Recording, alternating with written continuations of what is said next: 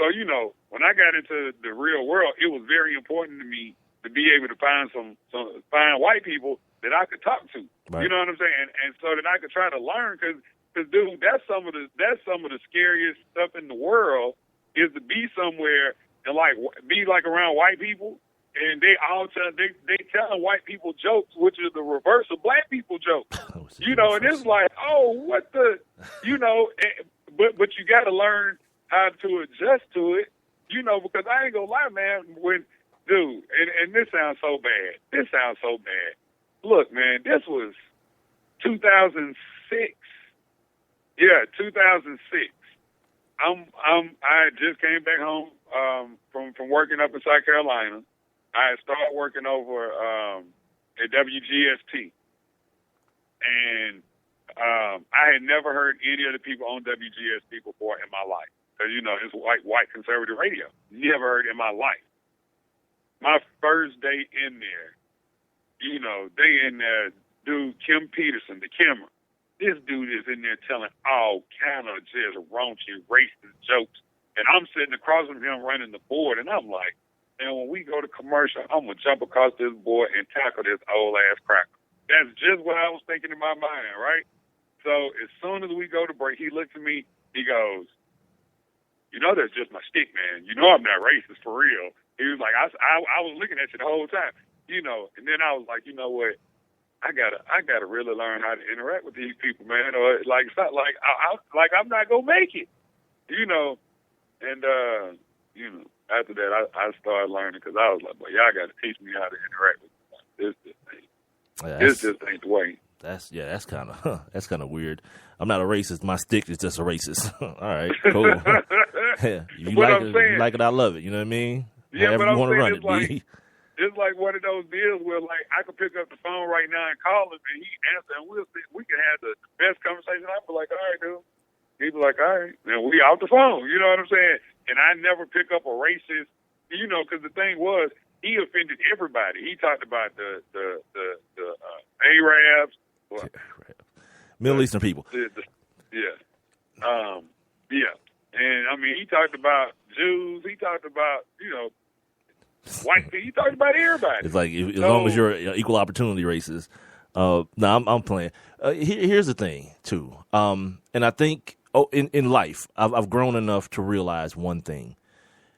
And this is very important, that if you're hearing my voice, that you hear this, that everything that's racial isn't racist. That's right. Very, very important.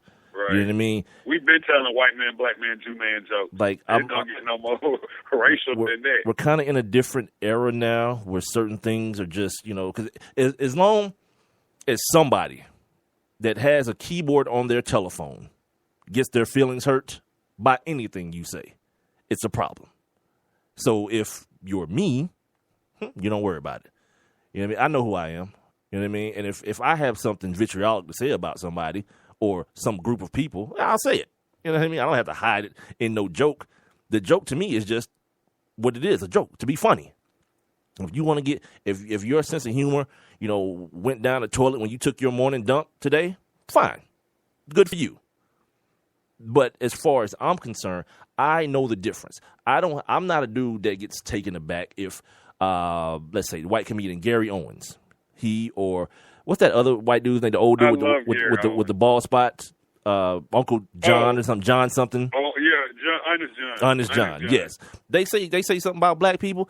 Yeah, if it's funny, it's funny. If it's not, it's not. It's the same thing if Dave Chappelle says something about white people and it's not funny, or somebody else that's black says something about Mexicans and it's not funny. If it's funny, it's funny. We got to be able to laugh at ourselves, man, and everything can't be so serious. Was this racial or racist? I'm walking through the hall at the radio station. Same dude? Gary Owens. Huh? You talking about the same dude? No. It's the other place. V103. Okay, I'm in V103. Right.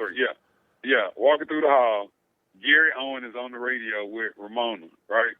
So I'm walking by the window, and I had my beard. It was all full, whatnot. So he's talking to her, and he goes, "Oh my God, Anthony Hamilton just walked in the building." Then I turned to look. He was like, "No, I say that to all the black guys with beard." Nah, the dude doing his job. I know, man. They're doing a I job. know. I know. Yeah, man. I know I'll be dead and gone before anything, if anything ever significantly changes in this world that we live in. You will. But I just choose not to participate in. Like my dude Alec. Like, I love that dude because he gets me. He gets everything that, like, he knows nothing will offend me. So he'll send me some of the most, and it's uncomfortable for him to send it to me because I can always tell that after I respond, you can read in the response that, that sigh of relief. But it's like, look, man, funny is funny. I don't care who's telling the joke. The joke stands on its own. It's not about the deliverer, the person delivering it. And again, dialogue. I think dialogue solves so many different issues. Would solve so many different issues, man. If people felt on one hand comfortable enough to have honest dialogue with somebody different, and two, the person on the other side of the dialogue were comfortable enough to answer the question, because that's what happens with us as black people. See, what happens is sometimes we don't know the answer and don't want to say we don't know. So what we do is we put our defense mechanism into action and get a damn attitude. Who the hell is this white boy talking to me like this? Perfect example. My old lady, right? And it's funny, the same thing just happened a little while ago, and she's telling me this story, and I know she don't even remember the first time she tells me this story. She wears, I told you the other day, she wears her hair natural, right? But every now and then she'll go and let the girl do the, straighten it out and make it straight like weave, but it's her hair. And she works with a white lady, and one day they were sitting in a meeting or whatever, and the white lady she wasn't used to seeing her hair that way, so she touched it. Well, black woman etiquette says don't do that, but she's a white lady, she don't know. But my old lady she instantly gets an attitude, and her comment to me was like, no, I said, and she asked her, she's like, wow, that's your hair. And she immediately gets an attitude with the lady, and then she tells me, it ain't my job to teach her about black people. I was like, nah, whose is it then? How's she gonna learn? Because what happens is you start letting people make up their own stuff. Yeah, that's where black people having tails came from.